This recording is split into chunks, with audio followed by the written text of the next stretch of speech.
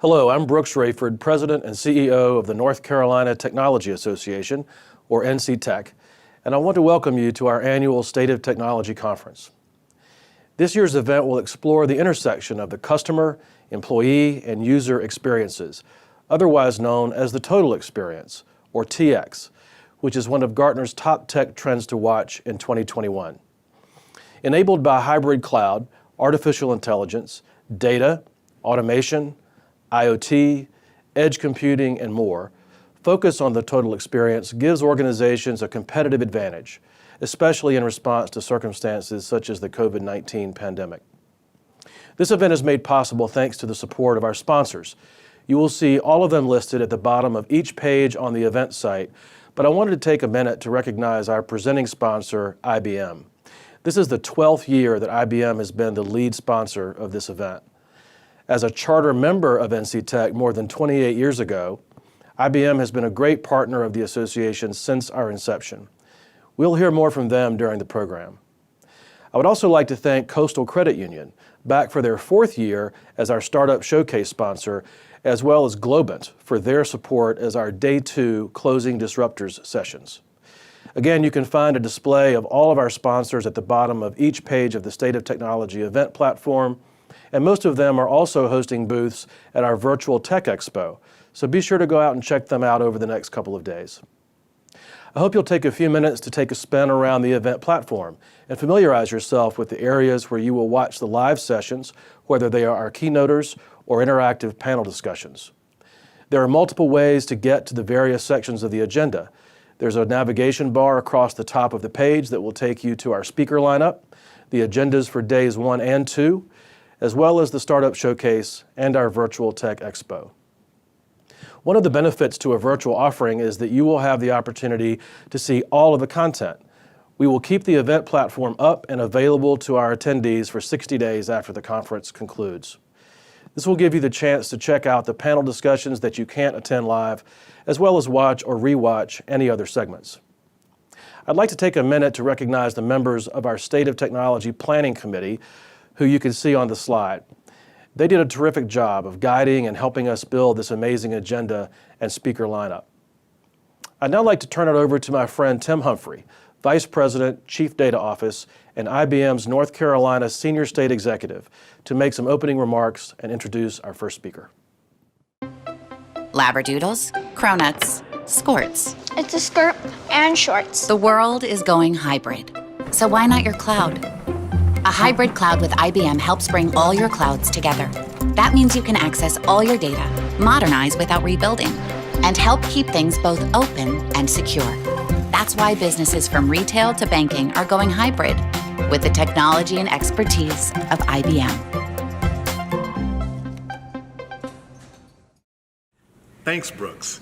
IBM is very pleased to again be this year's presenting sponsor for the State of Technology Conference. Restlessly reinventing since 1911, IBM is a leading cloud platform and AI company. Our one purpose is to be essential to our clients and to the world. The events of the past year have increased our clients' needs to accelerate their digital transformations. We are focused on providing a hybrid cloud platform that is flexible, secure, and built from open source innovation, while also helping clients drive business outcomes with our rich AI capabilities. As we reshape our future as a hybrid cloud platform and AI company, we continue to use our scale, scope, and trust to make an impact on important societal issues. We recently announced a net zero pledge by 2030, and our efforts are focused on reducing actual emissions without the use of carbon offsets. IBM is proud to have a strong presence in North Carolina, with our largest North American site located in the Research Triangle Park, and we are honored to be with you today for another State of Technology Conference. Over the years, we've had the opportunity to bring a number of prominent IBM leaders to this stage as the opening keynote, and 2021 is no exception. I can tell you that I am truly excited about this year's opening speaker. I am pleased to introduce Phil Gilbert, Head of Design for IBM. Phil and his team are focused on simplifying access to IBM's capabilities. Working across the software, hardware, and services business units, IBM Design is recruiting hundreds of top designers, scaling the practice of design, and driving great user experiences across the portfolio. Phil joined IBM in 2010 via the acquisition of Lombardi Software, where he was president. Leveraging his outsider's perspective, combined with a healthy respect for IBM's design heritage, he is leading the effort to create a sustainable modern culture rooted in the principles of human-centered design. Phil is an entrepreneur and self-proclaimed startup guy. At IBM, his mission is grand: to transform one of the world's most iconic companies and the technologies it creates to power the systems of the world. Please join me in welcoming Phil to kick off the 2021 State of Technology Conference. First of all, thank you for inviting me to speak today to the North Carolina Technology Association. Tracy, Michelle, and everyone I've met has been really wonderful to work with. And while I'm coming to you today remotely from Austin, Texas, I have to say I'm really missing being with you there in person. IBM has a big presence in the Raleigh-Durham area, and our design program in particular has a large presence there. We've got great relationships with many of the design programs in the state, and North Carolina State has probably contributed more designers to IBM than any other state university. And of course, Red Hat is headquartered there. They're playing such a significant role here inside IBM, and it's just great working with them. The impact of their practices and people can't be overstated. So thank you, North Carolina, for creating such a vibrant tech community. And I understand that a recent announcement from Apple, it's going to soon grow even bigger. Today we're here to talk about experiences, the total experience. As we think about our businesses today, this word, experience, seems to be doing a lot of work for us. What is our customer's experience? What is the user experience of our products and services? How are we delivering great employee experiences? Experiences everywhere. So what I'm not going to do is to tell you why delivering great experiences matter. No, my goal today is in talking about the operational aspect of delivering great experiences. This I don't hear enough about. First, experiences are highly dynamic. Because an experience inherently is connecting to an emotion, the impact of external events on a person's expectations is huge. And adapting quickly is hard to do at scale. Second, because they have this emotional aspect, it's hard to even define what is an experience.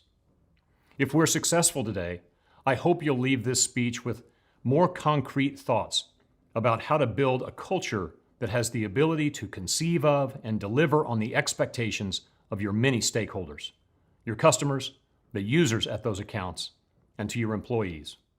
If we do this, then I promise you that the experiences of your shareholders will also be better.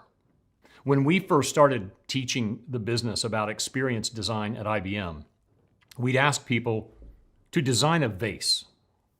And we'd give them a couple of minutes and some Post-it notes, and everyone would, of course, draw pretty much the same thing. Some sort of a pot to put flowers in. But then we'd ask them to design a better way for people to enjoy flowers in their home. And guess what? The amount of ideas all of a sudden exploded. Some people might still draw a vase, but most people would start imagining maybe window boxes that were irrigated and also provided sunlight to the flowers. Or a painting of flowers hung on the wall. Or calling 1-800-Flowers, delivering fresh cut flowers every week. When you start thinking about experiences instead of features, you get way more ideas. You may end up just needing a vase to get the job done, but at least now you've explored some wildly different possibilities. There was a study recently done at Stanford, and it showed that most business leaders make decisions by weighing one option versus another, an A/B test. And the study found that 70% of those business decisions were suboptimal. By adding just one more choice into the mix, that optimization was doubled. Experiences are dynamic. They're human, and they reflect way more of the human condition than simply stating a feature or a requirement can ever get across. And it's in this humanity that the magic of an experience pays off. But this is tricky ground because they are so human, experiences are impacted by other emotional territory. I'll give you an example. At IBM, we help all types of organizations design and deliver all types of experiences. Many you would suspect: digital apps, banking apps, etc. But we also design services and events like the Masters and Wimbledon. Recently, we worked with Mercedes-Benz on the Falcons to design the fan experience inside their new stadium in Atlanta. Imagine the difference between designing a seat to sit in versus a fan experience in a modern football stadium. And what if your team is losing big time? How will that impact a fan's experience? And what can you do to help overcome that?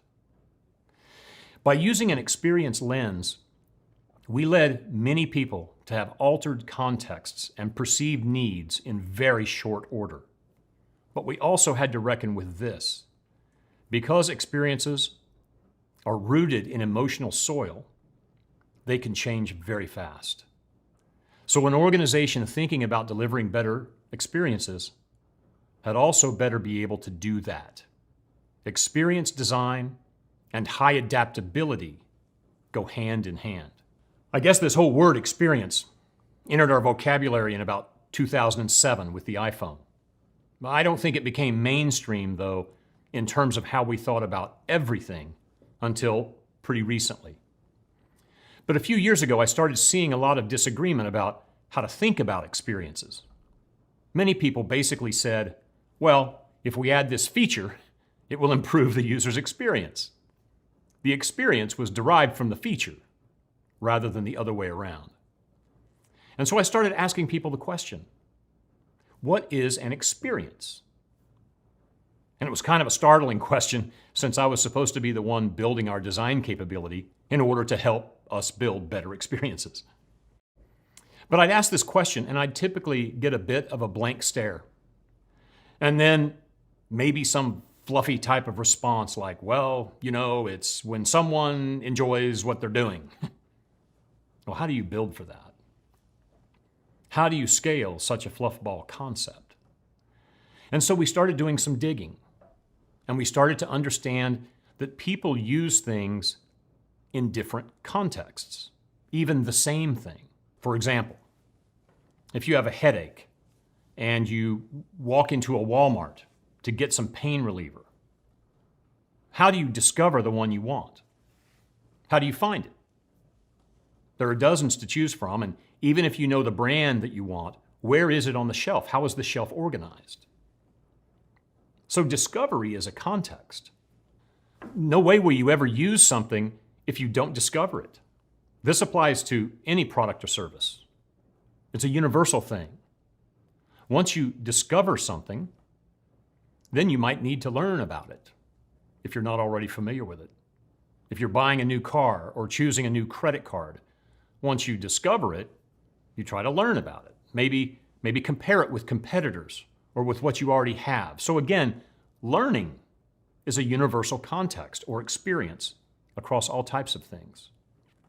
Well, we carried this on out and developed a way to think about a person's experience by identifying what we call the universal experiences. And in our vocabulary, there are 9 of them. Here, I'll show you. The 9 universal experiences are discover, learn, try, buy, get started, everyday use, get help, expand usage, and end use. This was game-changing for us. It allows us to think very concretely about which context matters most right now. It gave us a vocabulary, a way to debate and then prioritize what we should do at scale. All of our product and services teams now think this way. One other thing this has done for us, it's broadened people's concept of what the product is. For example, if we'd thought about discovery before, we would have thought about it as maybe something marketing did. But when you hand the discover experience to the overall product owner to figure out, they find real quickly that it's more complicated than that. Sure, marketing plays a role, but when you have a salesperson on site introducing a new product, they need to be thinking about the context of a customer that's new to this topic, that's discovering this. Or take the case of a developer-facing tool. Maybe the marketing website isn't necessarily where they discover new things. Maybe it's Slack Overflow or Reddit, and certainly it's from unbranded Google searches. All of a sudden, the user and their context becomes the focus of the discussion, as opposed to the features and functions of the product. The point is this: there is a way to structure your thinking about experience. And when you do this, you gain the following benefits. You can scale the conversation because it's tangible. You open the aperture to more possibilities for differentiation. And you accelerate focus on the areas where your business needs it most. So here we are. We need a scalable way to address experiences. And experiences change fast because they're rooted in human emotions. So we need to develop tactical mechanisms to respond to those changing perceived needs, rapidly and with quality. So the remaining question is, how do we do this? How do you optimally execute against a specific type of experience? How do you do it fast, and how do you do it at scale? What I've learned through my career in small, medium, and large organizations is there's only one dominant activity that proves a truly experience-oriented culture: a propensity toward prototyping, building real-world, tangible models, and testing them with their users. Now, this isn't really an original thought. It's Darwinian. This is how evolution occurs. It doesn't occur based on hypotheses of organisms. It doesn't occur because an organism has a framework, an intellectual desire to evolve. It occurs because mutations materialize in the real world and are tested, and the best ones win. You might think, well, evolution happens very slowly. Well, sort of.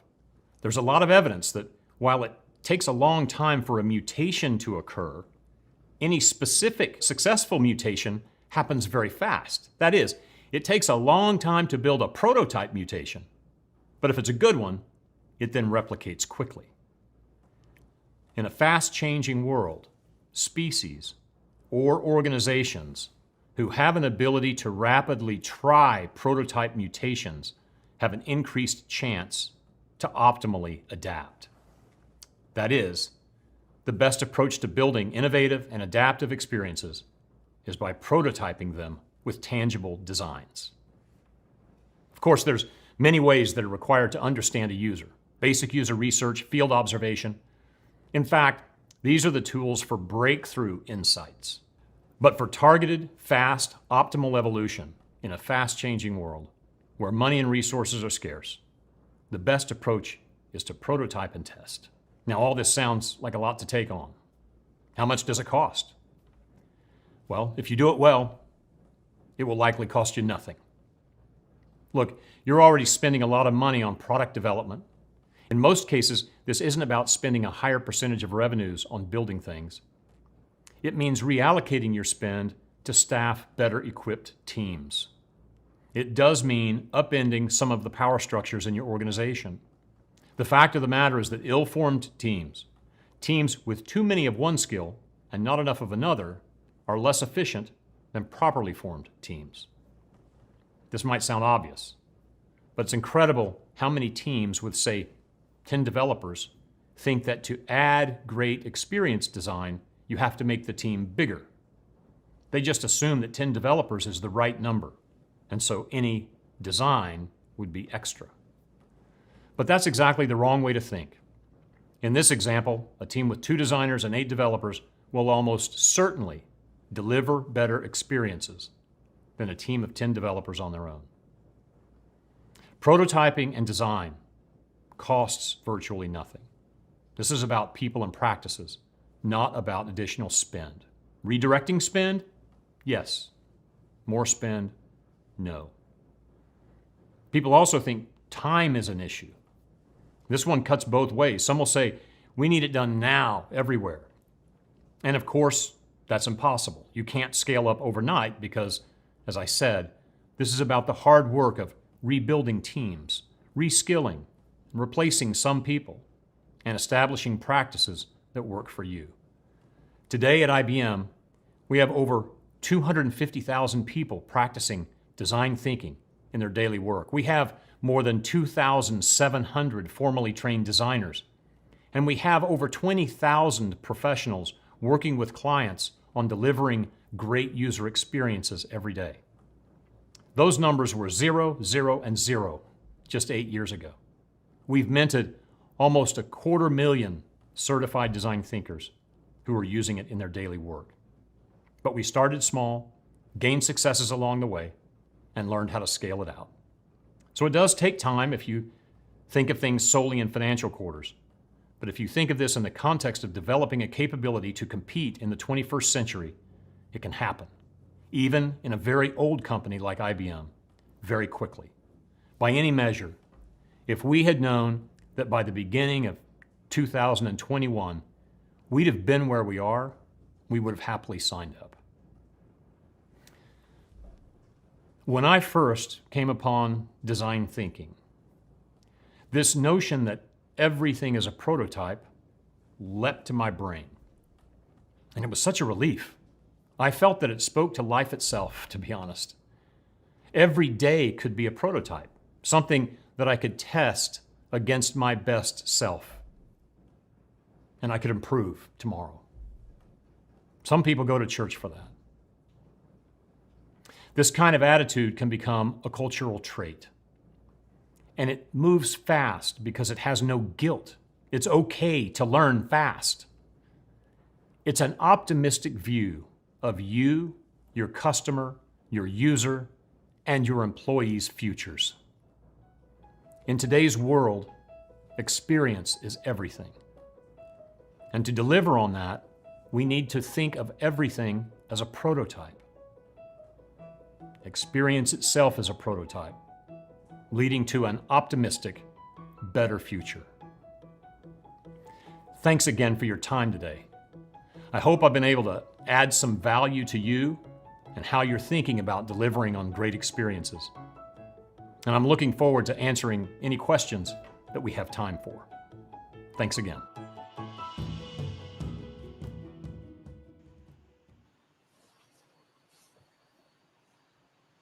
Hey, good morning, Phil. Hi, Tim.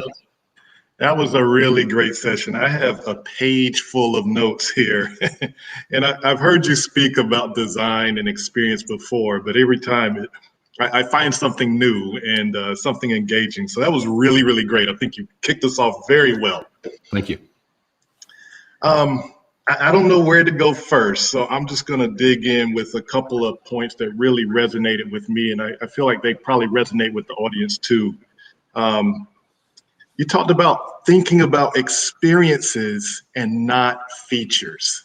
And, you know, as a engineer myself, sometimes we get just locked into features and we forget about the experience. And I've been in that point sometimes in my career as well. Could you give us some tips on how we can evolve our thinking to break the mold of being so locked in on features and moving to experiences? I'm sure you've helped many people throughout your career take that leap. So if you could give us some tips on how you do that, that would be great. Yeah, you know, I think there's a simple answer, but there's probably a longer one too. I keep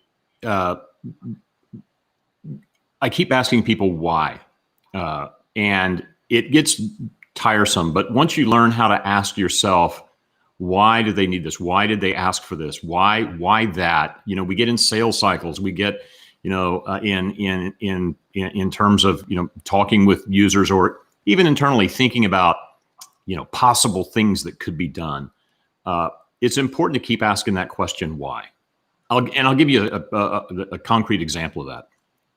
One of the first teams that we started working with was building it was a big integrated system. It wasn't our mainframe, but you could think about it as a sort of like a mainframe, except with distributed technologies instead of our ZOS code. But it was building a big systems. These were $1 million plus systems, and it was a fairly new product on the market at the time. This was several years ago,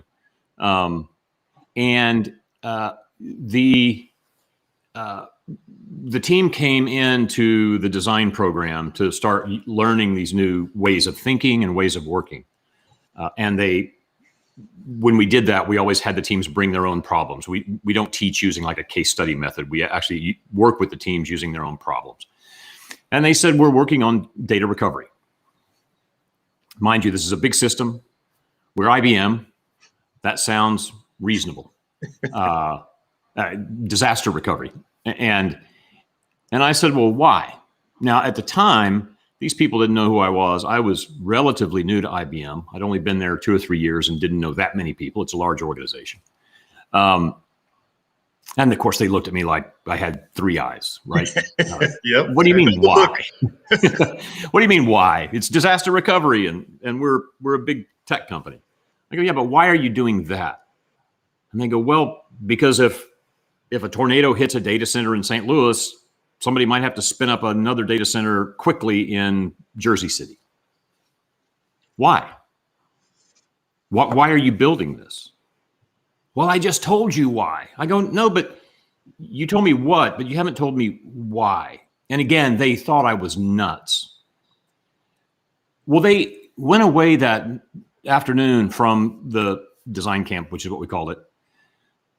And a couple of them kind of were sparked on this interest of why was he asking that question? I mean, it's obvious why we were doing this. When they started working on it as a team, they started asking themselves, why are we doing this? Why are we spending a lot of dev time? Because I had said in the class, I said, why don't we just write a 400-page manual? Clearly, it's just starting up, buying a new computer, so, a new one of these things, and we'll deliver it. No, we can put together a 400-page manual. And they said, well, we would never subject our user to that kind of pain. I go, oh, that's kind of interesting. Well, they started working on this, and fast forward that Friday, this all happened on a Tuesday. That Friday, that Thursday night, actually, they came to me and they said, tomorrow, can we play back what we've come up with as our hill? These are words that we use. I said, yeah. So they came back the next day and they said, here's what we're doing. A data center operator will be able to recover from a complete disaster within 6 hours with 0 data loss. A data center operator will be able to recover from a complete disaster within 6 hours with 0 data loss. I said, that's good. What's the nearest competition? They said about 24 hours. I said, now you know what you're doing. You know the experience you're delivering. The dev manager, who's now one of our IBM fellows, came to me after that meeting. And he said, had we had this level of specificity, had we been oriented around this, the way to think about the problem in this way, I think we would have saved about 100 person years so far in our development effort. So that's an example of reorienting somebody to start thinking about who is it that is benefiting from this thing, because they were all building disaster recovery features, but they were all over the map.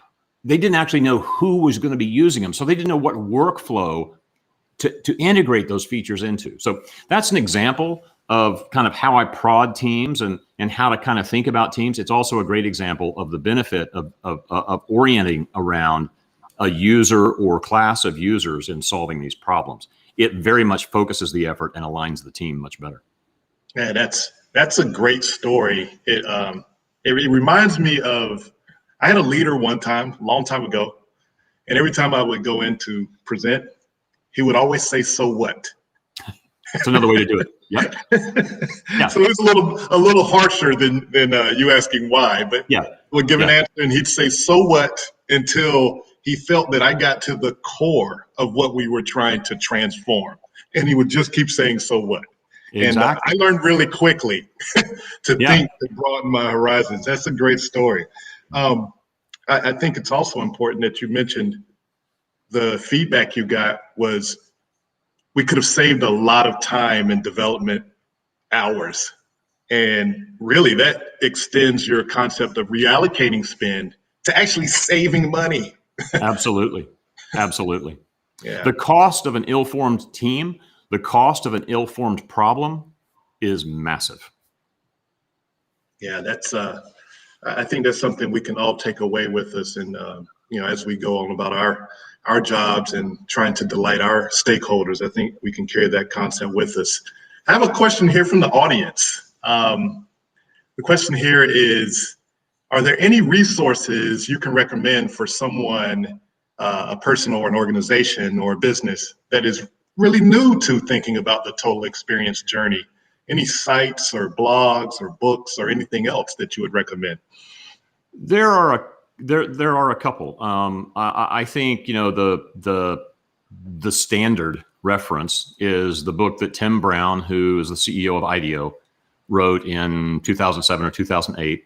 It's called Change by Design, and that will give you everything you need to know.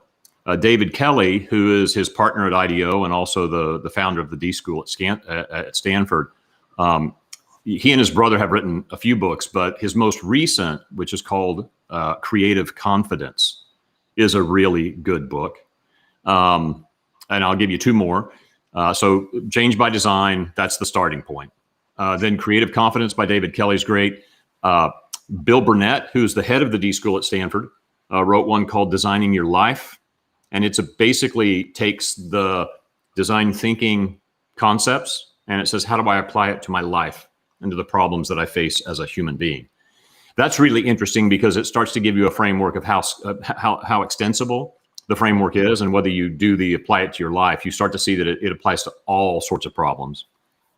And then the final one I would that I always talk about and give credit to in terms of not just your personal reinvention, but helping reinvent your team or your organization, is a book from the 1990s by John Cotter, and it's called Leading Change. It's not about design thinking, but it's all about how you implement change. So if you start to introduce these concepts into your organization, big or small, learning the tricks of how to communicate that and how to make it stick are pretty awesome. So those are four books that I would highly recommend, but I'd start with Tim's. Yeah, I read Leading Change. Phenomenal book. It's really, fantastic. really opened my eyes. Great references there. Audience, I encourage you to ask questions. We've got about 7 more minutes. I'm going to keep going through my notes here. I feel like you touched on the experience at the Atlanta Falcons Stadium. Uh-huh. And as a sports fan, that one just really gets my mind going. So I was wondering if you could talk about some of the outcomes that came from the work that the Atlanta Falcons were able to benefit from. Well, a lot of it was, when we began working with them, one of the things that we really spent a lot of time on, again, was this notion of how do we even begin to think about, because the experience inside of a stadium is so known. It's such a known thing. What's been interesting over the last couple of decades, especially with the advent of HD TV, is in many respects the experience of not being in the stadium was getting to be better than the experience of being in the stadium for most people. Right? Most people can't afford fantastic box seats and all the food. Right? So it started with that. It started with doing a lot of digging to come up with the final provocation, which was, how do we make the fan experience in the stadium better than the fan experience of not being in the stadium at home?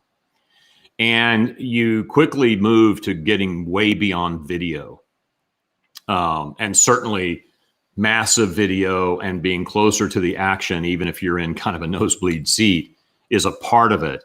But it really spurred us to start thinking about all of the ancillary things. How do you get food? How are you routed to food? How are you routed to the shortest line quickest? So it really spurred us to start thinking about all of those things that when you're in a traditional stadium kind of get in your way of enjoying it. And so there was a lot of guidance. There was a lot of how do we enter? There were even some trial tests of how could you actually interact with some of the coaches, almost like what you see if you're an F1 fan, where during the race, one of the team directors will actually talk to the announcers in the studio, and they're watching the race and directing the race, but they're sitting there having a conversation with you. So it led us to look at a lot of things like that. But fundamentally, it was this notion of get away from it just being about video, because we can get that elsewhere, and it has to be all these other interactions that we have in the stadium. How do we make them a lot better? That's fascinating. So many things to consider. Wow. I bet you had a lot of fun with that project too. It was fantastic. Yeah. We got a few streaming in here from the audience. I'll try to get to them quickly. One here is, what is the key driver of the total experience? And I guess this person is sort of barely scratching the tip of the iceberg with integrating the user experience. So they want to know, what's the key driver of the total experience? Well, I guess my brain goes to two different places when you say driver.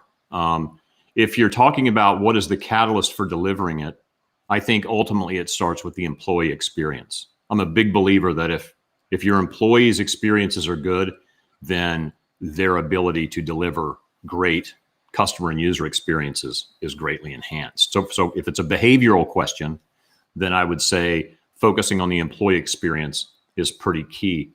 And we didn't necessarily come to that naturally. When we started our program in 2013, we picked 7 projects. One of those was a brand new employee-facing tool, you can think of it as, but an employee-facing set of experiences around finding expertise. The reason we did that, though, wasn't because we had this great notion of delivering employee experiences first. It was really because I wanted to find projects that had very different patterns of interactions, and the pattern of interaction with an employee is different than with a third-party user. And so it was really more about an intellectual curiosity almost. It turned out that it was a really impactful thing. And by impacting employees' experiences, especially for a tool that was used by virtually every IBMer, we were teaching the organization about what this new experience-oriented lens could be. So that's number one.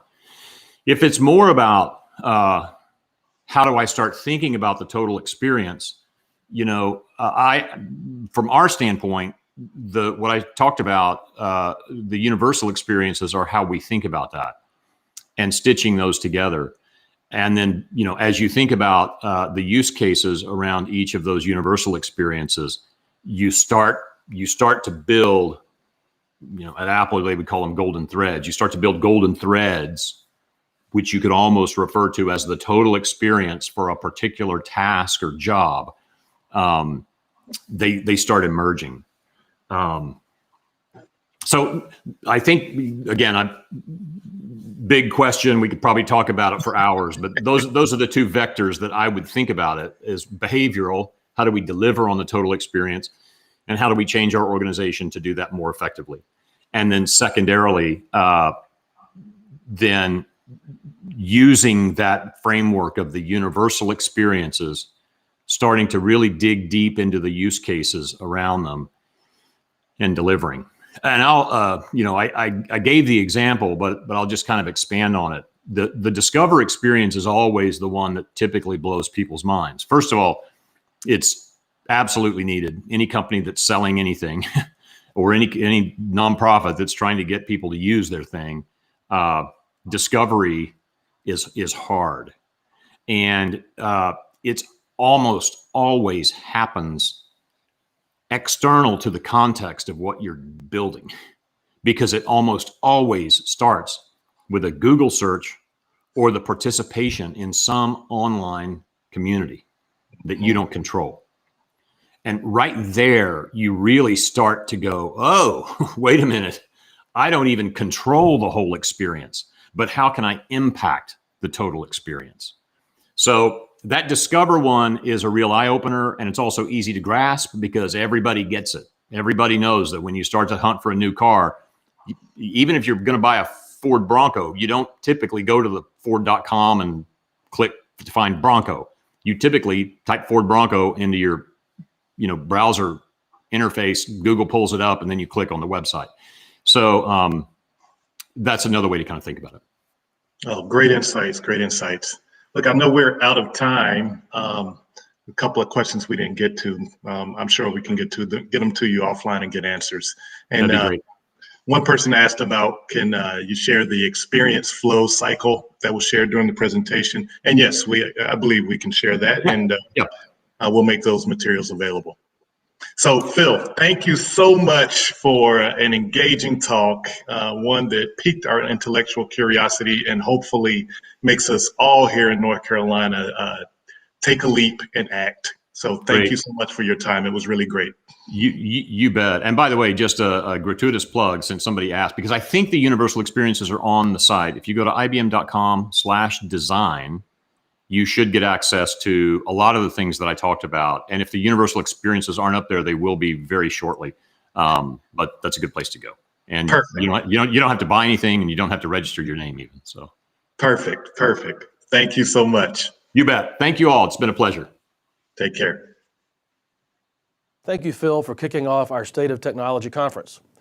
As I mentioned earlier, Phil's opening keynote, as well as all of our State of Tech content, is being recorded and will be available to conference registrants for 60 days after the event has concluded. Each year at this conference, we host a startup showcase where North Carolina startups apply for the opportunity to present their company, product, or solution to today's audience. 6 startups were selected from a very competitive mix of applications, and these companies will have up to 5 minutes to make their pitch to you. 3 will make their presentations today, and 3 will make their presentations tomorrow. However, you can check them all out under the Startup Showcase tab on the top navigation bar. To introduce the first 3 startup contestants is Creighton Blackwell, Senior Vice President and Chief Culture and Impact Officer at Coastal Credit Union. Creighton? Thank you, Brooks. Coastal Credit Union is excited to be part of today's event, and we are proud to again support the Startup Showcase. At Coastal, our mission is to help you bank better, to live better, to help you do more with the money you have so you can make the most of the life you live. We're a credit union here to serve the members of our community, not Wall Street. Our profits don't fill the pockets of bankers. They get shared in the form of better rates, lower fees, and dividends. And a core part of what we do at Coastal to support this mission is to support our community, because when we make our communities better, we all win. And speaking of winning, over the next 2 mornings, you will be treated to a competition that showcases 6 North Carolina startups that will be vying to be this year's champion. Now, a bit about the process. NC Tech reached out to the startup community to have early stage companies apply for the opportunity to present their company, product, or solution at this year's State of Technology Conference. 6 startups were selected for many applications, and the selection process was very competitive. These companies will have up to 5 minutes to make their pitch to you today and tomorrow. You can find more information on all 6 companies, including their recorded pitches, on the Startup Showcase page in the event platform. However, don't leave your seat or navigate away, as 3 of these companies will pitch now, and the other 3 will pitch tomorrow morning. As you review the presentations, I might suggest taking notes on how well they did, because you'll be able to vote to indicate which startup you'd be most likely to invest your own money in. Now, for our first 3 startup pitches, you will be hearing from Acta Solutions from Chapel Hill, Atondo Technologies from Charlotte, and Blue Recruit from Raleigh. So sit back and learn more about some of the great startup talent we have here in our state. Hi, my name is Pavani, co-founder at Active Solutions. We're building a digital customer success infrastructure for local governments so they can increase responsiveness to citizens and improve their essential service delivery. I'm building this company as a part of a team of 3. I come from local government, specifically in economic development, handling citizen inquiries and small business assistance. Our CEO, Ty, is a local elected official, giving him unique insight into government behavior and procurement processes. And our CTO, Andrew, comes armed with research experience in machine learning and natural language processing, as well as software engineering experience from Bank of America and Amazon. This makes us the perfect team to tackle problems in government. So what is the problem we're tackling? Overnight, when the world shut down, local governments were forced to take their essential services online. Services like construction permitting, property tax reevaluations, public utilities, and small business assistance were all taken online by legacy systems that provided governments with little to no customer service functionality. As a result, government staff, our customers, spend 60% of their day in their inboxes, reading and responding to citizen inquiries instead of actually doing their job of delivering essential citizen-centric services. Because of the sheer volume of inquiries, 20% of these emails are left unanswered, leaving essential projects in limbo, decreasing service outputs, decreasing revenue made from those services, as a result, decreasing the overall capacity of the department to deliver these services. So we interviewed 84 governments about what their ideal future state would look like, and here's what they said over and over. They would need to be able to route inquiries from multiple channels and manage them in the same place. They would need to be able to identify service bottlenecks in real time, and then they would need to be able to respond to citizens with more responsive customer service communications and improved service delivery. Our solution, ActaGov CX, helps governments get to their ideal future state by automating customer service communications. As a result, we cut 60% of customer service operating costs, give our customers half their day back so they can process services faster, and increase their department revenue, i.e. their budgets for the next year, up to 2x. Now I would like to take you through our solution so you get a better idea. So our solution directly integrates into our customer's Outlook inbox. So here is an example of our customer's Outlook inbox. And you can see that our customer has pressing customer inquiries that they need to get to before they can go back to processing essential services that power our cities. So as a local government employee, I click on the first customer inquiry and I see that my customer is having trouble understanding their inspection results. That maps to a frequently recurring question related to unclear comments that auto-populates a response with a breakdown of what those comments mean. And I hit send and that inquiry is taken care of. Next, I see one of my customers has a question about a back deck addition. This is a frequently recurring question my department gets, maps to deck permit.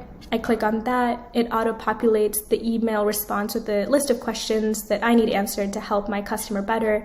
I hit send. That takes care of that. Next, I see an inquiry about a new business incorporation, but my office doesn't really handle that. So I'm a little confused, but I see that the AI suggests that this is about new business registration. I click on that. It auto-populates an email response, sending my customer to the right office and with the right resources so they can get their service. And so now that I've responded to all of the emails, I'm curious about the frequency of recurring customer requests. So I log into my dashboard and I'm able to see the total number of emails I've sent, the average response time that it took for me to respond to my customer, something that I'm evaluated on, the total number of citizens served, and then a topical distribution of customer inquiries that are coming in. From this point, as a local government employee, I can update communications on my social media, on my website, so that my customers know exactly where to go and what to do to receive the essential services they need. That's our product, and that's the pain point we're solving for cities. We think that by increasing responsiveness of cities, we increase the ability of cities to deliver essential services that power our lives every day, from construction to utilities to tax reevaluations to small business assistance, etc. We would love to chat with you further about our company as we grow and start building this out to serve governments everywhere. Thank you. My name's Matt Kinney, and I'm the founder and CEO of Atondo Technologies here in Charlotte, North Carolina. And we focus on helping organizations solve business problems with artificial intelligence. We're excited to be a part of NC Tech's State of Technology Conference this year and look forward to connecting with many of you during this event. Today, we're going to show you some of our capabilities that we refer to as omni-channel conversational engagement. We'll take you through one of our solutions that's built on our partner platform. We'll show you the customer experience flowing from an AI chatbot that then escalates to a human agent and then into video conferencing and co-browsing with an agent. Then we'll totally shift channels from the desktop to mobile to even communicating via SMS texting. So let me hand it over to Curtis to walk you through it. First, we're going to demonstrate some of the chatbot capabilities. Our chatbots typically handle 70% or more of customer chat conversations without having to escalate to an agent. The chatbot can perform complex transactions such as purchases, bill payments, or transferring funds. Common uses also include processing returns and looking up orders, as well as answering FAQs around opening hours, nearest store locations, or specific product details. The AI chatbot uses natural language processing, providing responses or reactions to customer questions and problems, or also supports a guided journey with quick reply buttons. At any point, a customer can ask to be connected to an agent in a call center. In addition, we set up business rules that trigger an escalation based on a customer request that requires human intervention. The customer's conversation with the AI chatbot is passed to the agent upon joining the session to provide additional context and allow the agent to skip information gathering already performed by the chatbot. Customers and agents can securely share information within the chat and also exchange document files for hard copy forms or applications. Once we're connected to an agent, perhaps we choose to do a video chat. COVID has limited face-to-face interaction, and our clients have benefited from leveraging video calls to have one-to-one conversations with customers. Notice I didn't have to download an app or plugin, no need to enter passwords or meeting IDs. It was very simple for me to just accept it like it's a FaceTime call. Agents can push page links to easily help customers navigate a website. As the customer moves through different pages on the website, the conversation goes with them without closing or timing out. Launching a co-browsing session, again, without plugins or downloads, agents can request to take remote access and help the member through a complex process or enter information on their behalf. Next, let's switch the conversation to SMS. Our live chat platform supports chats on desktop or mobile browsers as well as mobile apps, but as an example, let's say as the customer, I need to take my daughter to soccer. That would mean I'd either have to walk away from my computer or not be as responsive on my phone while I'm driving. With SMS texting, as a customer, I can continue the conversation at my own speed. On the platform side, by shifting communication channels, we've enabled omni-channel messaging by connecting the chat session to the SMS interaction, and can continue to provide convenience to the customer. The chat transcript is stored within the platform or using APIs shared to CRM and relevant customer records to ensure that at every touchpoint, a full interaction history is available across the team. Agents can create tickets to ensure that any follow-up needed for resolution is fully tracked within the platform. Upon conclusion of the chat, the customer can also download the transcript or choose to have the transcript emailed for record keeping as well. Walking to the car to take my daughter to soccer, the agent is able to send a text and continue the conversation on SMS. Not every customer need is resolved within a single interaction or channel, so by leveraging an omni-channel approach augmented by AI, we're helping clients communicate with their customers and solve problems. Today, we were able to have a conversation with the chatbot and escalate to an agent where we could initiate video and co-browsing sessions. Switching channels from live chat to SMS, we're focused on providing customers with a higher level of convenience, both to improve customer experience and customer engagement. That's just a taste of some of the work we do with our clients. And speaking of clients, we'd love to add some of you to our growing client list. To find us, go to atondo-ai.com and let's start a conversation. Hi everyone, my name is Rich Camacho. I'm the CEO of Blue Recruit. We're a software platform that connects America's blue-collar skilled workers with the companies desperate for their talent. I know every pitch should begin by clearly laying out the problem, but I bet y'all are tired of hearing founders rattle off endless facts and figures. How about instead, we hear from North Carolina's skilled trade business leaders on what they consider the real problem to be. The biggest issue we're running into and are consistently hearing from all the shops across the country is finding technicians. There's just a very limited supply. Finding the good ones has become even harder because the better shops are keeping them. So hands down across the board, finding new technicians. Camille, you told me two things are your biggest challenge. What are your two biggest challenges right now? Well, I have to say the two biggest challenges that we have this moment would be marketing our product and then hiring for good quality, talented individuals. Here with the Black Tire team, Mike, what's your biggest challenge right now? The biggest challenge we're facing right now is finding general laborers. Anybody that wants to come in and go to work. It's hard to find workers, period. What do you feel is your biggest challenge right now as a business manager? One of our biggest challenges is finding employees, guys to come in that want to do this type of trade. Juan, what do you say is your biggest challenge for your clients right now? For our clients is finding good workers that they can hold on to.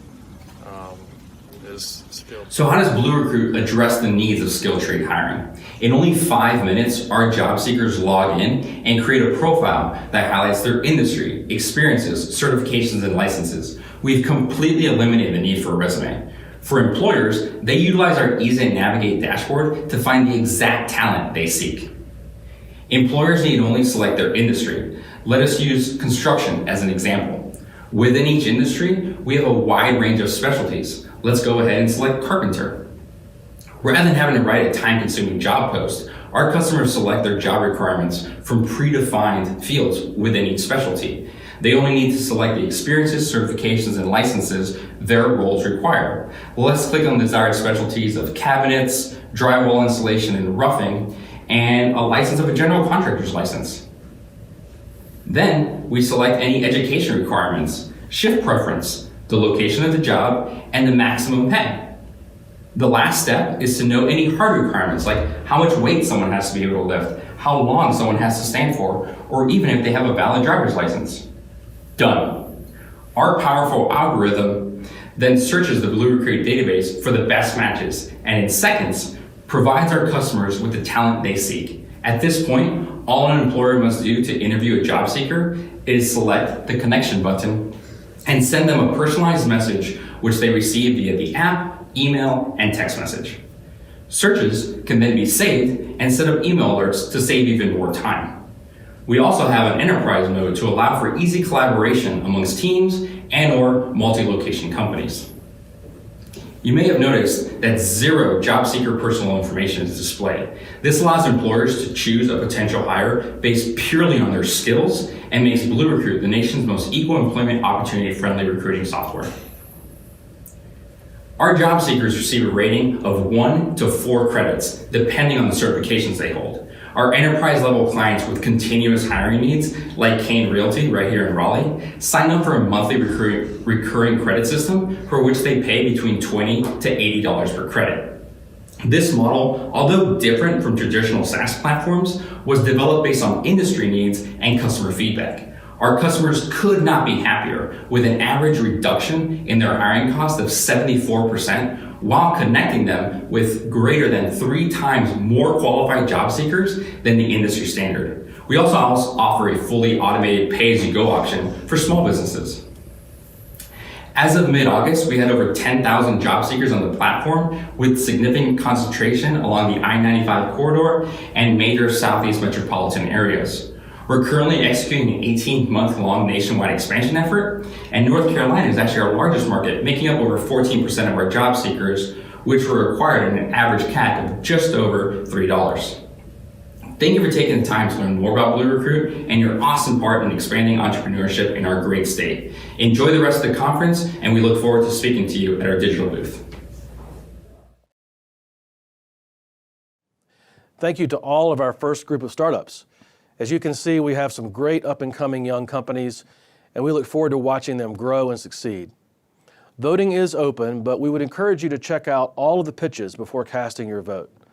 On the event platform, go to the Startup Showcase page from the top navigation bar, and there you can learn more about each company, review their pitches, visit their virtual booths, as well as cast your vote to indicate which startup you'd be most likely to invest your own money in.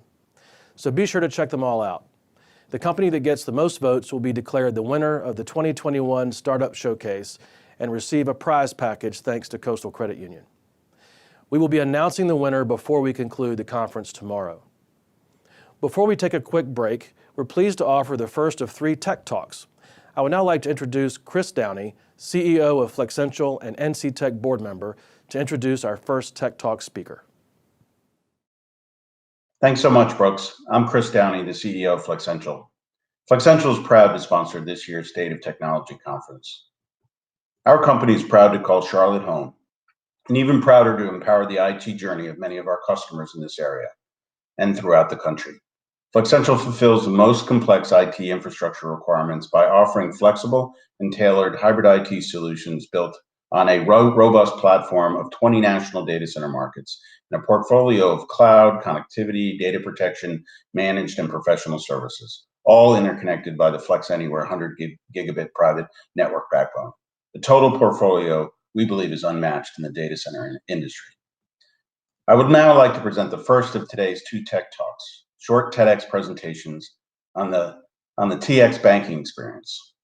I am pleased to introduce Chris Cox, Chief Operating Officer with Aperture, where their goal is to provide banks and credit unions of all sizes with the ability to take control of their digital experience, exceeding their customers' and members' expectations. As COO of Aperture, Chris oversees all aspects of business operations. Previously, he was the general manager of First Data's digital banking business, where he also led their mobile payment product development efforts. We're excited to hear his perspective of the total experience from the financial services perspective. Please join me in welcoming Chris. Chris? Well, hello everyone. As Chris said, I'm Chris Cox from Aperture. Aperture is a digital banking company, which means we provide solutions that enable consumers and small businesses to get their banking done through digital channels. We provide online banking and mobile banking and related services to hundreds of banks and credit unions around the United States, and we are headquartered in Wilmington, North Carolina.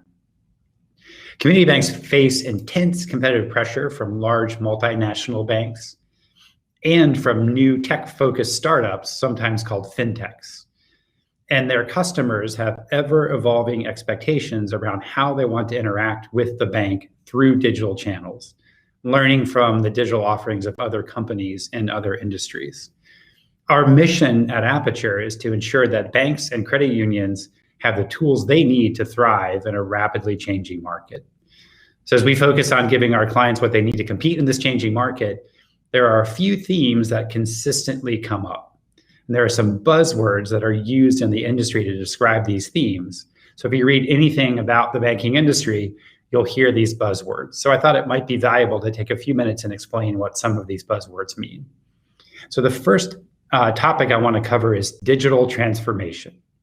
You can't open a banking industry publication today without headlines screaming at you about the need for digital transformation. Bank and credit union executives feel a mandate to undergo some kind of transformation without a clear explanation for what exactly needs to be transformed. So one definition of digital transformation is to digitize all of your customers, which is sort of an awkward way to say enable every customer interaction through a mobile phone, and while you're at it, make those customer interactions better than they were before. So that's fair enough, but what are the specific activities that fall under the definition of a bank or credit union digital transformation? To get started, the focus should be on migrating infrastructure to the cloud to improve resiliency and reduce operating costs, investing in digital marketing to expand awareness of the bank brand, adopting a digital account opening solution to onboard new customers through digital channels, aggregating customer data from across bank systems to create one single view of every customer, federating customer logins from different solutions at the bank to ensure that customers feel one bank when they're using the bank's digital solutions, seamlessly merging in-person and remote customer support, and embracing partnerships to expand the offerings that the bank or credit union can provide to their unique customer base. So all of these things together enable a total experience for bank customers and credit union members. At Aperture, we really think of ourselves in the digital transformation business. We're working every day to deliver solutions to our clients that enable or leverage the activities that I just described. So a second term you'll hear a lot about is open banking. So you'll hear a lot about the concept of open banking. What does this mean? It's become one of those terms that means a lot of different things to a lot of different people. Well, open banking is really traditional banking, but with the freedom to unlock data via secure APIs. That data can be used to partner with third parties, to share feature functionality, to provide insights across different data sources, or to expand access to new services. So that's kind of a fancy definition, but what does it really mean? So I think about it in two ways. So one way is to allow the bank customer to access their bank account information or to conduct limited interaction with the bank through digital channels that the bank doesn't own. So think about pulling your bank account information into your tax preparation software. Or if you're a small business, being able to apply for a loan or manage your cash flow through the software package that you use to run your business without having to flip back and forth to online banking. The other way to think about open banking is to allow third-party or partner solutions to be seamlessly integrated into the bank's own digital channels. Another way to say this is to embed partner solutions into online and mobile banking seamlessly. So at Aperture, we're really focused on making sure that our clients are able to use whichever third-party solutions they need to create a holistic user experience for their customers. And we do this by building technology that allows us to stitch together best in breed or best fit partner solutions that give our clients the tools they need to meet their customer needs. That's how we enable open banking at Aperture. And the third and final buzzword that I want to talk about is artificial intelligence.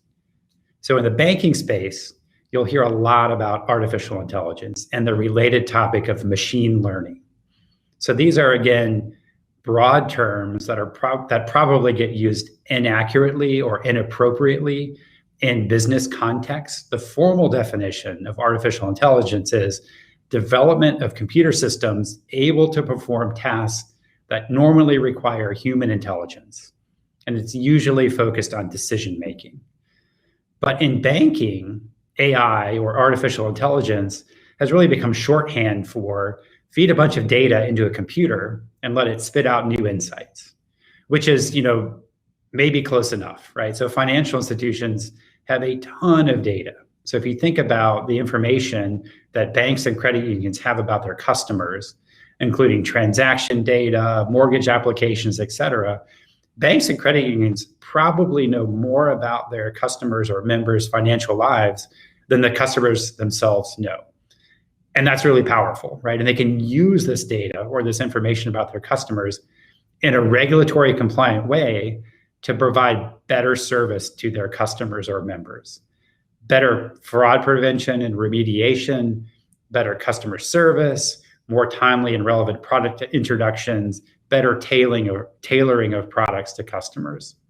So there are a lot of tools that banks can use to leverage their data, and a lot of bank-specific solutions that are entering the market, AI or machine learning type solutions, which is great. Those tools are becoming available for any bank or credit union to use, but the foundation of any data strategy requires a couple of things. So the first is cataloging data sources across the bank to understand what data you actually have and identify what data you might be missing.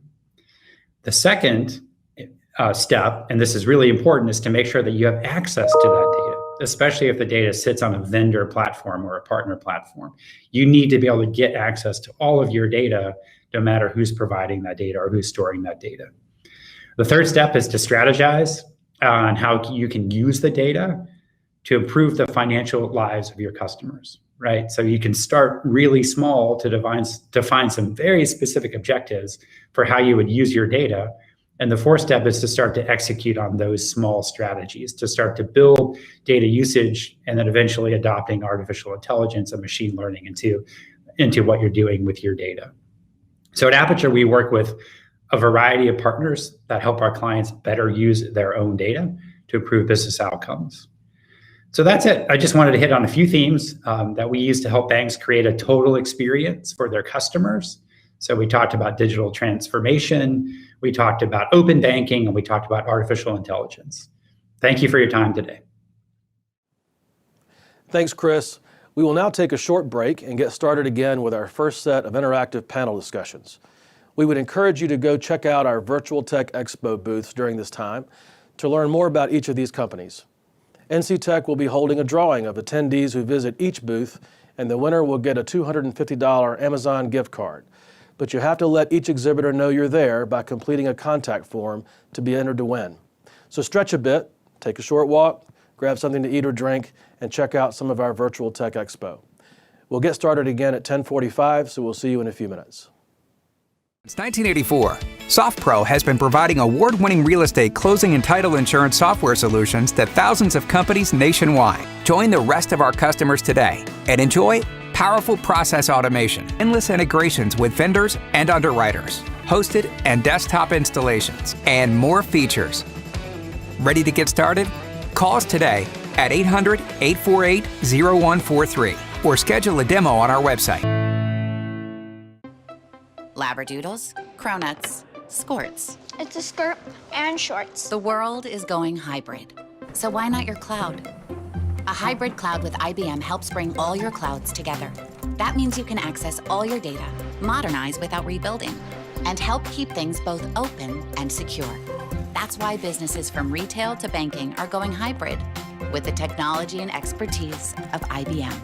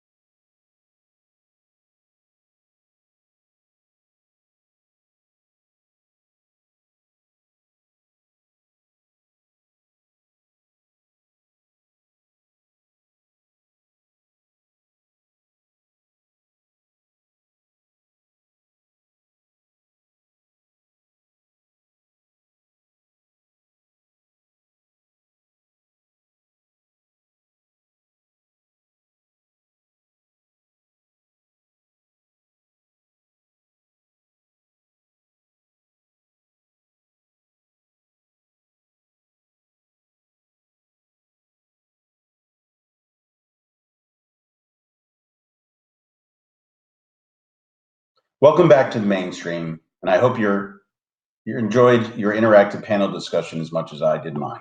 As I mentioned earlier, I'm Chris Downey, CEO at Flexential, and again, we are proud to support this year's NC Tech State of Technology Conference. Flexential's IT infrastructure solutions go beyond the four walls of our data centers to empower some of the most cutting-edge technologies supporting business and life today. Our customer portfolio includes more than 30 industries, including many healthcare companies, an industry our next speaker knows a lot about. Today's second Tech Talk will explore the TX healthcare experiences and will feature Scott Scarola with Syneos Health.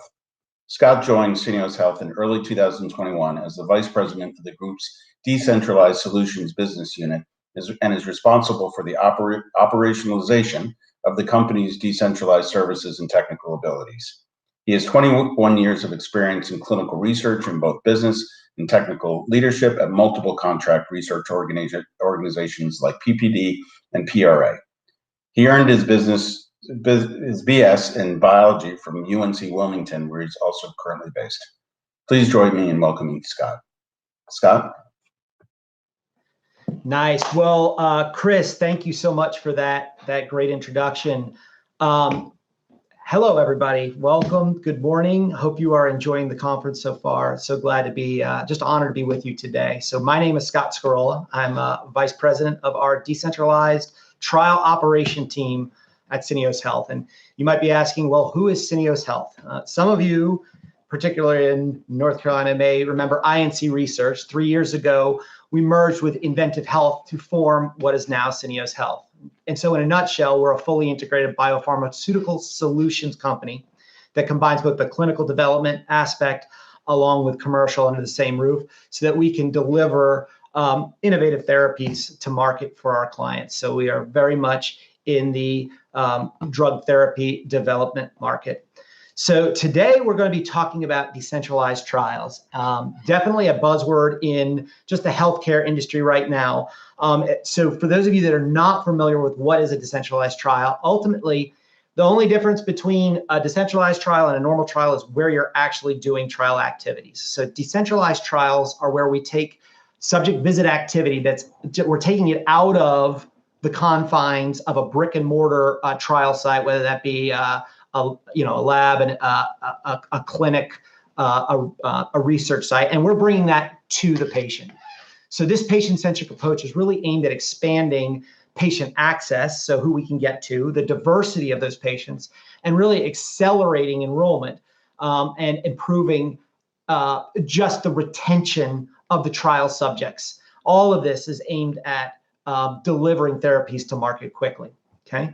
Decentralized trials, the hallmark of them is they take advantage of technologies, apps, telemedicine, wearables, or in-home sensors, and then also engagement platforms. So for example, messaging platforms, games, data sharing, et cetera, all were part of that study from a location other than a traditional research site. So you can see on my slide kind of that rolling scale of how we consider decentralized trials. So decentralized trials is not a new concept, but uptake in the past has been fairly limited.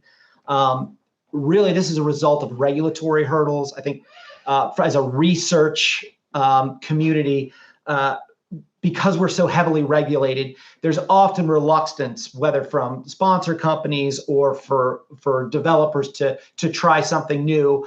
And so decentralized has been less adopted up until really recently, where we've seen results of the pandemic. The pandemic has certainly forced a shift in perspective from that previous status quo. We see that regulators are now issuing guidance around decentralized solutions. We see that patients are expecting to have new ways of having their care performed outside of traditional clinics and hospitals. So from a sponsor and a CRO perspective, we've had to think really differently to continue our research and development activities with an increased focus on, how do we expand the net of patients that we get into the trial? How do we increase the diversity, right? The types of groups of patients whether that's from different areas, rural or ethnicities. How do we increase the diversity of the folks that are participating in research trials? And then how do we make the trial more palatable so that we can improve that patient retention, right? Making things more convenient for the patients that are actually spending their time to participate in that research. From a Syneos Health perspective, we've been managing both fully and hybrid, partially decentralized trial approaches for a number of years, but certainly with COVID-19, we've seen a huge surge. As a result, what we've done is we've invested in growing our internal decentralized service capabilities, as well as formalizing our dynamic assembly approach. That's where we apply a variety of the most appropriate technology solutions to facilitate the conduct of a decentralized trials. Through dynamic assembly, we do work with a number of best-in-class technology partners so that we can deliver the best possible custom solution to our clients that really meets the customer, the study, and those subjects' needs in that trial. So one of our goals, so I want to talk a minute about our dynamic assembly. All right, so dynamic assembly, what dynamic assembly is it really allows us to flexibly leverage the right mix of components to maximize the probability of successfully delivering the outcomes for that trial. So what happens is we'll receive a request to provide some decentralized services, or sometimes we'll recommend them. But our first step is assessing the study protocol to determine where it makes sense to decentralize trial activities so that we're actually driving the maximum value for the trial, not just, applying decentralized approaches for decentralized approach's sake. Once we understand where we're going to decentralize, that's when our strategists really evaluate our internal and our external DCT component providers so that we can architect the right combination of technologies, the data pieces, and the service providers so that we can provide that custom solution designed to maximize the trial outcomes for our clients. Okay. As part of developing that strategy for decentralized trials, we really need to begin by understanding the patient's journey. What's that trial going to feel like or look like or involve for the patient? We identify the stress points and the opportunities, and then applying our decentralized solutions to add the value to the patients and improve potential study outcomes. So through understanding that patient journey, understanding kind of the questions and the concerns they're going to have, we're able to design and provide solutions that relieve much of the patient burden, and as a result, improve the quality and actually the quantity of the data, especially when we start talking about wearable sensors and patient apps, right? Because that's a constant stream of data. This is where technology partners become such a valuable partner. In today's market of rapidly evolving decentralized trial capabilities, partnering with those best-in-breed providers allows us to augment multiple pillars of our dynamic assembly approach. Most importantly, it gives us the technology infrastructure to conduct those key study activities with that patient remotely. This allows our service and our delivery teams here at Syneos to really focus on what our core competency is, which is delivering trials for our clients. And it leaves the technology, innovation, and development with our partners, which it's their core competency, right? We're not trying to be a technology development company. We want to use the innovative minds that are out there to provide the technologies that provide the best solution for that particular trial. It's important to us that we don't stifle that technology innovation, but rather we partner with innovators like you guys to maximize the successful delivery of that trial. So, as technology providers, when we start talking about pain points, I know that's your first question, Scott. Well, what are the pain points that you're kind of seeing in this decentralized landscape?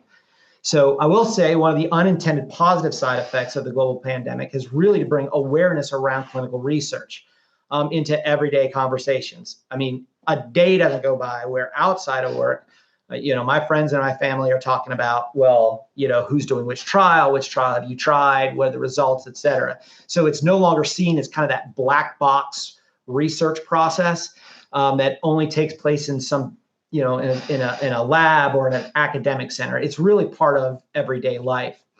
So Really, the path to impactful adoption of decentralized solutions requires that we have really good collaboration between our drug developers, our investigative sites, those patients that are participating, and especially you all as a technology provider consortium, right?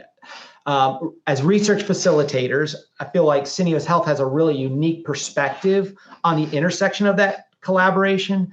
But as we continue to solution global decentralized approaches, here's a couple of things that I would challenge you guys to be thinking about from a technology perspective.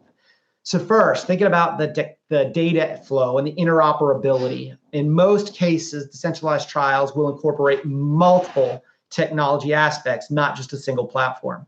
So we need to be able to pass that data to multiple consumers. You've got the patient, the site personnel, trial monitors, suppliers. So it's really important to ensure that technology design accommodates uptake and integration outside of just the standalone technology. How do we reduce that time to go live with decentralized technologies? Knowing that, extensions on trials are close to 8 million a week, right? There's a lot when you look at the end, the end chain there, right? Every day a trial is delayed is really a loss of money for the sponsor companies that are developing. So finding ways to reduce the time to go live with those technologies is critical. I recognize we're still all subject to regulations, but really minimizing aspects of applications or technologies that require like a custom build out at the front end is something key to keep in mind. Also ensuring that we've got expedited processes to have the requirements, the frameworks that are required for submission to regulatory and ethics authorities is something that you should always kind of keep top of mind as you're developing. This is nothing new, but keeping things simple for our end users. Most decentralized trials will have multiple technology solutions employed. So how do we make it easy as possible for those folks at the end, right? Single sign-on for sites that got tons of applications they're using. How do we maybe incorporate that? Patient support and help, right? If my 103-year-old grandmother is participating in a trial, how do we make it as easy as possible for if she needs help with something in that it is super convenient to be able to get that help. And finally, as we globalize decentralized approaches, right? How do we as a community, technology and research, work to overcome regulatory and privacy hurdles, right?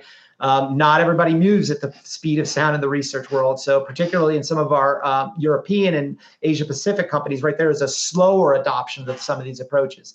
How can we help bring them along?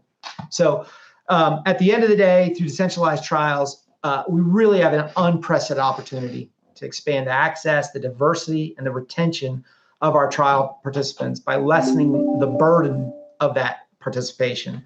And we do this through innovative technologies. Now is the time for us as a research community to accelerate transformation of clinical research in order to really bring what's most important, right? That trial access, the therapies that our friends, our family, and these folks that participate in these clinical trials. And we can do that through technology. You guys are at the forefront of creating those enabling technologies.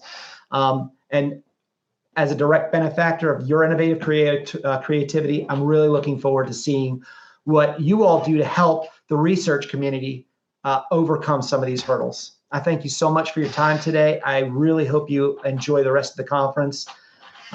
Best of luck to you, NC Tech. You guys are great. Thanks. Have a great day. Thanks so much, Scott, for sharing your insights in the healthcare space.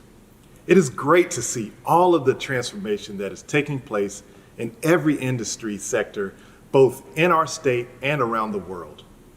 As Brooks has mentioned, all of today's content will be available later today and for the next 60 days. So you will have the opportunity to see and hear all of the presentations and panel discussions.